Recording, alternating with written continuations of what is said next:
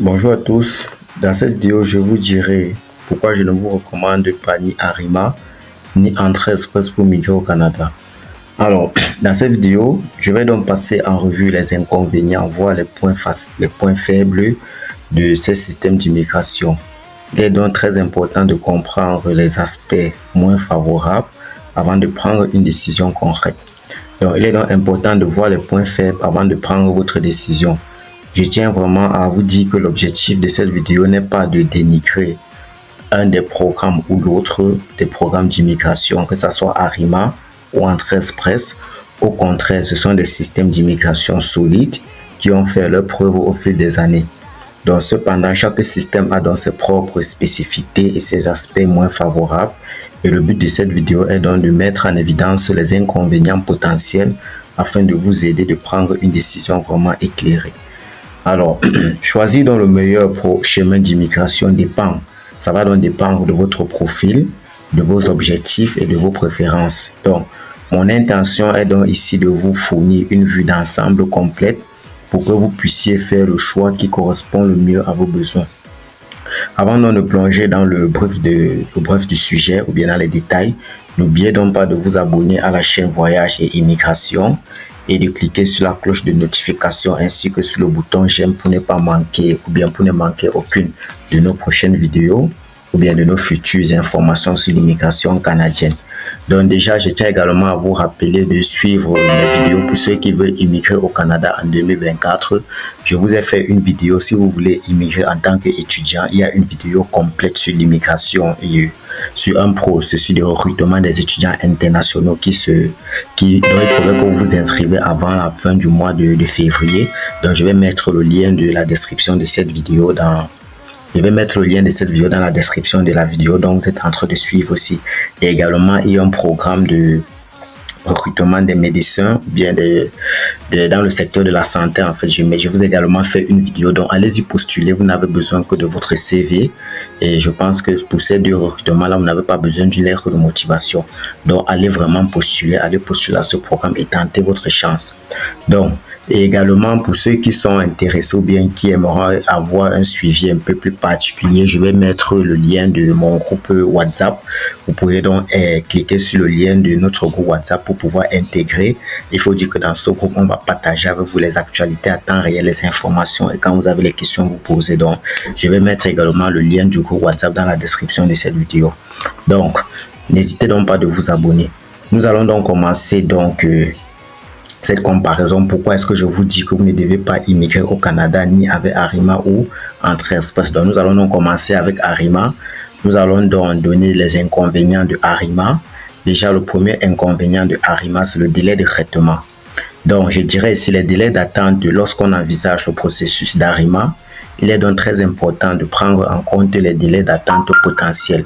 Il faut dire que le système repose sur des invitations, ce qui signifie que vous pourriez donc attendre un certain temps avant de recevoir une invitation à présenter une demande.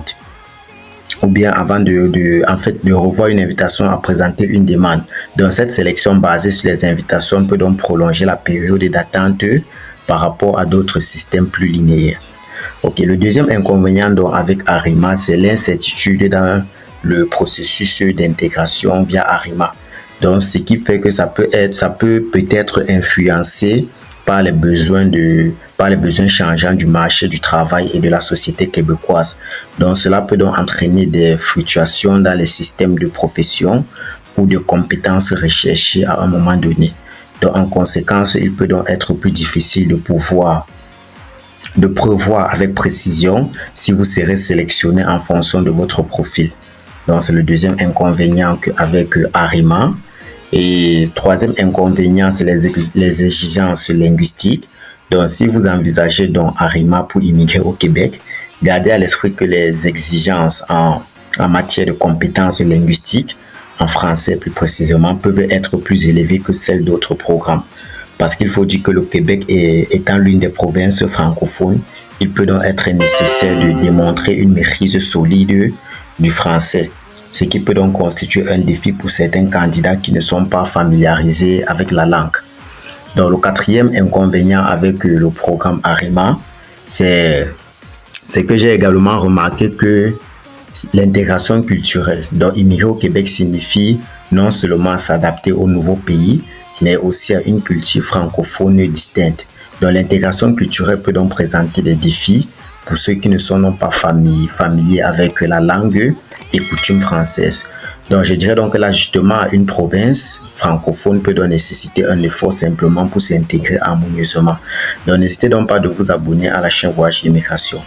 Donc, on va maintenant passer. Donc, voilà quelques inconvénients déjà que je vous ai révélés là concernant le programme ARIMA. Si vous avez donc des questions ou bien des suggestions à me faire concernant le programme ARIMA, parce qu'il faut dire qu'ici, je parle uniquement des inconvénients.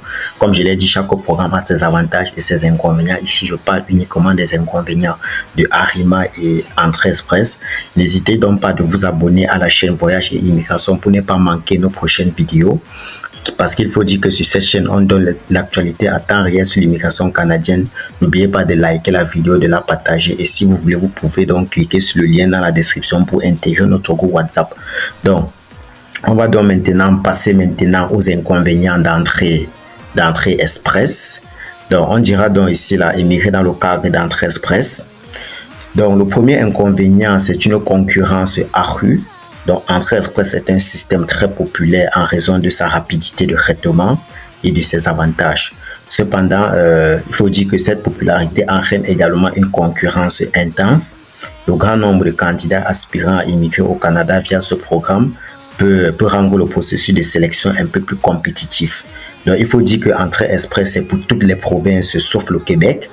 Donc, on a les Indiens qui vont postuler, les Japonais, les Français, les Africains, les Camerounais, les Béninois. Donc, en fait, la concurrence, elle est vraiment très rude au niveau de Entrée Express. Donc, le deuxième inconvénient est l'exigence en matière de points.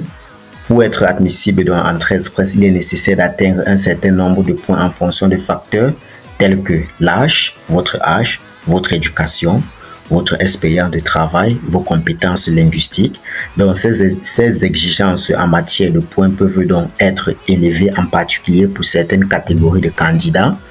Donc, atteindre donc ces points peuvent être un défi pour certains vu qu'ils prennent les meilleurs.